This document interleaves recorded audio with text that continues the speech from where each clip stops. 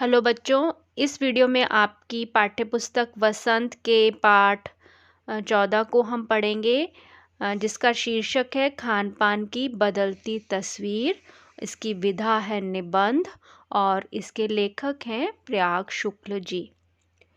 इस निबंध में लेखक ने बताया है कि आज कल जो हमारे खाने पीने के जो अंदाज है उसमें जो बदलाव आया है वो किस तरह से आया है।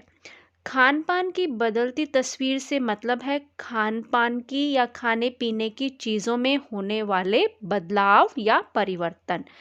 कभी किसी प्रदेश या राज्य विशेष से या देश विशेष में बनने वाली खाने की चीज़ अब हर जगह पाई जाती है। मतलब पहले वो किसी प्रदेश विशेष में या राज्य विशेष का व्यंजन होता था, लेकिन अब उसे हर जगह बनाया जाता है और खाया जाता है। और उन खाने की चीज़ों में हमने अपने स्वाद के अनुसार बदलाव भी किया है। मतलब वो अपने ओरिजिनल फॉर्म में या जैसे वो बनती हैं वैसे ना बना करके हम अपने स्वाद के अनुसार हमने उसमें अपने आप कुछ बदलाव भी कर दिए हैं। उदाहरण के लिए जैसे इडली है, तो इडली जो बनाने के लिए जो ओरिजिनल इडली बनती है वो दाल और चावल को भिगो करके फिर उसका पेस्ट बनाया जाता है, फिर उसको फर्मेट किया जाता है और फिर उसको जो है बनाया जाता है। लेकिन अब हम, क्योंकि वो एक लंबा प्रोसेस होता है और हमने अपनी सुविधा से हमने क्या किया कि हम इंस्टेंट इडली बनाने लगे सूजी से। तो ये एक तरह से हमने उसमें बदलाव कर दिया है। चाइनीज़ जो हम खाना खाते हैं उसमें भी हमने अपने भारतीय तरीके से जो है उसमें हमने परिवर्तन कर दिया है। आज उत्तर भारत का खाना दक्षिण भारत में और दक्षिण भारत का खाना उत्तर भारत में अपनाया जा रहा है। जैसे वहाँ का जो साउथ इंडियन जो खाना होता है वो हम अपने यहाँ बनाते हैं और हमारे यहाँ जो है पूड़ी है, छोले हैं, साग है, मक्के की रोटी है, ये सब अब वहाँ पर भी बनता है। लेकिन खाने में वह स्वाद नहीं रहा जो पहले आता था। हमारे रहने के और खाने पीने के तरीके आज बदल गए हैं। आज छानना, कूटना, फटकना आदि क्रियाओं से गृहिणियां व्यस्तता के कारण दूर रहने लगी हैं। वो बिजी हो गई हैं और चीज़ों में और कामों में।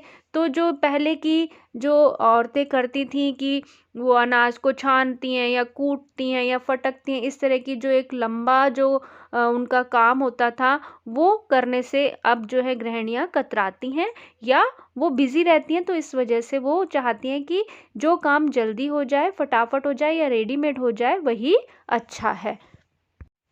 इस वजह से जो फास्ट फूड का प्रचलन है वो ज़्यादा हो गया है। फास्ट फूड का क्या मतलब है? फास्ट मतलब जल्दी बनने वाला, फूड मतलब खाना जो जल्दी से बन जाए।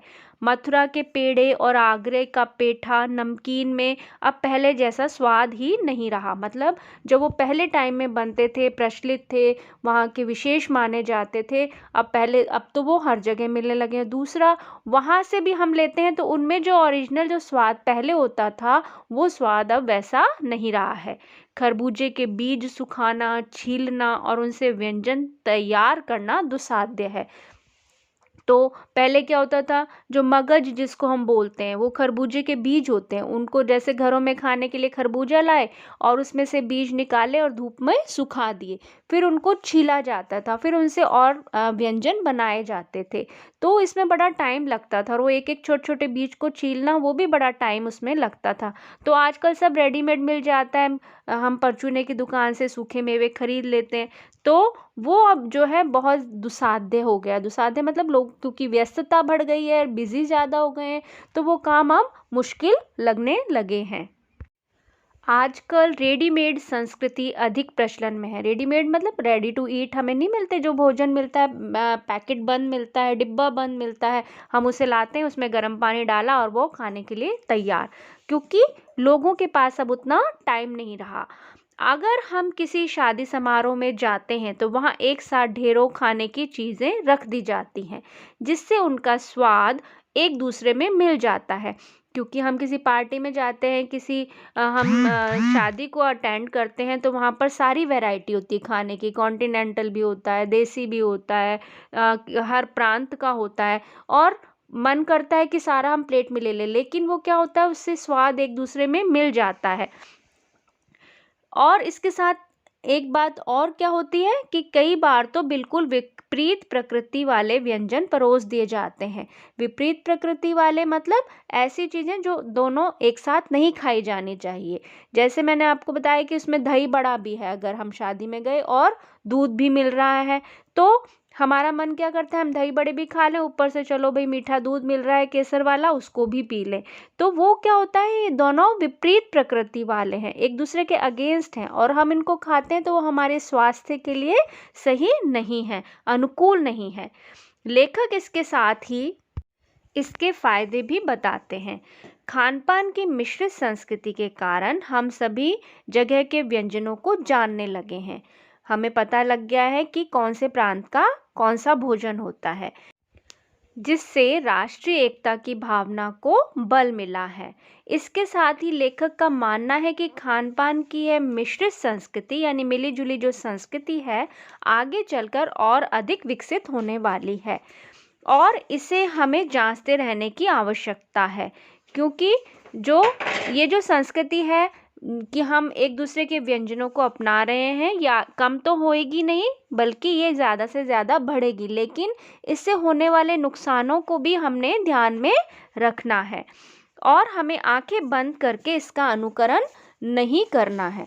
अनुकरण करना मतलब उसको फॉलो करते जाना, उसका पीछा करना, तो वो हमें नहीं करना है। हमें ये देखना है कि कौन सी चीज़ें हमारे लिए उचित हैं हमारे स्वास्थ्य के लिए और कौन सी अनुचित। अब इस पाठ के कुछ मुख्य शब्दार्थ।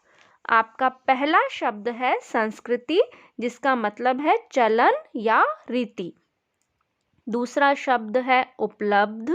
उपलब्ध का अर्थ होता है प्राप्त। तीसरा शब्द है ढाबा। ढाबा क्या होता है, सड़क के किनारे बना खान पान का स्थान। चौथा शब्द है संभवतः। संभवतः का मतलब होता है शायद। पांचवा शब्द है अजनबी, जिसका अर्थ है अपरिचित। छठा शब्द है विज्ञापित, यानी विज्ञापन में दिखाई गई। आपका सातवां शब्द है मसलन। मसलन मतलब उदाहरण के लिए, एग्जाम्पल। आठवां शब्द है सीमित। सीमित का अर्थ होता है संकुचित। नौवां शब्द है खाद्यान्न, यानी खाने पीने की वस्तुएं। 10वां शब्द है गृहिणी। गृहिणी का मतलब होता है घर का काम करने वाली औरतें। 11वां शब्द है दुसाध्य, जिसका मतलब है बहुत मुश्किल या कठिन। 12वां शब्द है मिश्रित। मिश्रित का अर्थ है मिली जुली। 13वां शब्द है निखालिस। निखालिस का अर्थ है शुद्ध। 14वां शब्द है तबादला। तबादला यानी ट्रांसफर या स्थान बदलना। 15वां शब्द है विस्तार। विस्तार का अर्थ होता है फैलाव। 16वां शब्द है विपरीत। विपरीत मतलब उल्टी। 17वां शब्द है प्रकृति। प्रकृति का अर्थ होता है रूप, रंग, स्वाद या स्वरूप। 18वां शब्द है पुनरुद्धार। इसका अर्थ होता है फिर से ऊपर उठाना। 19वें नंबर पर आपका शब्द है वंचित, जिसका अर्थ होता है हीन। 20वें नंबर पर शब्द है निक्सार। निक्सार मतलब निकलने का द्वार या रास्ता। 21वें नंबर पर है एथनिक, यानी किसी खास संस्कृति से संबंधित लेकिन पश्चिमी संस्कृति से भिन्न या अलग, जो वेस्टर्न कल्चर है उससे अलग।